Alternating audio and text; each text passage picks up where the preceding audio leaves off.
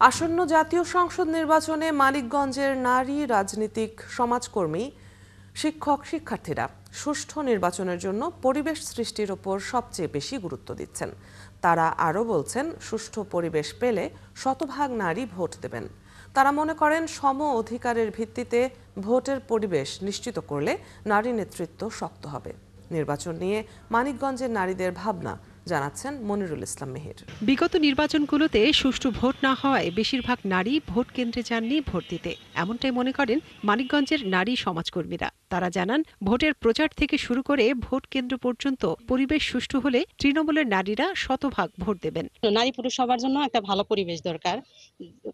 আমরা এর আগেও দেখছি যে ভোট দিতে গেলে সেখানে নানান ধরনের গন্ডগোল হয়, তো সেই ভয়ে অনেক নারীরা ভোট দিতে যায় না। আমার ভোটটা আমি দেব, সেটা আমি আসলে কাকে দিব বা কেন আমার এই ভোটটা দেওয়া প্রয়োজন, সেই জায়গায় তো অবশ্যই সচেতনতা বৃদ্ধি করা প্রয়োজন। আগেই শুনি যে একটা গন্ডগোল সৃষ্টি, যে ওখানে যাব হয়তো মারামারি ইয়েতে পড়বো, কি হবো। সুষ্ঠু একটা নির্বাচন হলে তারপরে মহিলাদের নিরাপত্তারিটা চিন্তা যদি ভালো থাকে, তাহলে অবশ্যই ভোটের জন্য মানুষ সবাই যাবে, মহিলারা। তবে এবারে নির্বাচনে নতুন প্রজন্মের নারী ভোটারদের আগ্রহ বেশি দেখছেন কলেজ বিশ্ববিদ্যালয়ের শিক্ষার্থীরা। তারা মনে করছেন, সমাজ এগিয়ে নিতে হলে শুধু নারীর ভোট আদায় নয়, নারী ভোটের মূল্যায়ন করে নারীকে যোগ্য আসনে বসাতে হবে। এক্ষেত্রে যে কোনো বৈষম্যকে না বলতে পারতে হবে।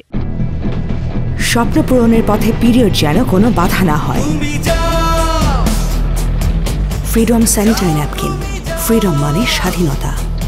বিগত 17 বছরের যে একটা ফ্যাসিস্ট কায়েম ছিল, এখন আশা করছি যে বর্তমান সময়ের পরিস্থিতিতে নির্বাচন খুব সুষ্ঠুভাবে হবে। আশা করছি যে আমরা সুষ্ঠু একটা জায়গায় ভোট প্রদান করব, যাতে সেটা বৃথা না যায়।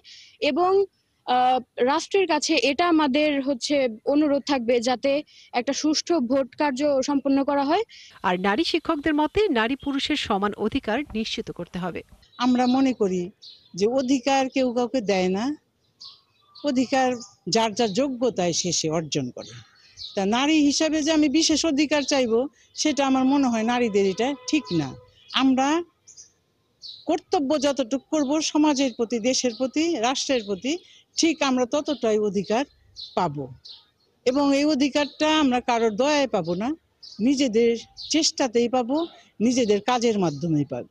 জেলার নারী নেত্রীরা মনে করেন, রাজনীতিতে নারীর অংশগ্রহণ বেড়েছে। যেহেতু দেশের জনসংখ্যার অর্ধেক ভোটারই নারী, তাই দলের শীর্ষ পদে বা নীতি নির্ধারণী ফোরামে নারীর সংখ্যা আরও বাড়ানো দরকার।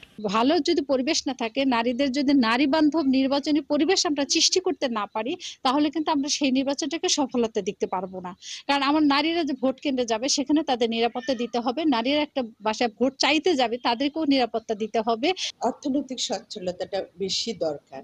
একজন নারী যখন সে তার স্বামীর উপার্জনের উপর নির্ভর করে থাকবে না, সে তার নিজস্ব উপার্জন করে তার অর্থনৈতিক সচ্ছলতাটা আনতে পারবে, তখন কিন্তু সে দেশকেও কিছু, পরিবারকেও যেমন কিছু দিতে পারবে, সে তার দেশকেও কিছু দিতে পারবে। এজন্য প্রথম কাজ হবে আমাদের প্রত্যেক নারীর কর্মসংস্থানের ব্যবস্থা করা। মানিকগঞ্জের 7 উপজেলায় 3টি সংসদীয় আসনে মোট ভোটার সংখ্যা 12,62,552 জন। এর মধ্যে নারী ভোটার রয়েছেন 6,29,534 জন। মনিরা কাজুরি, 71।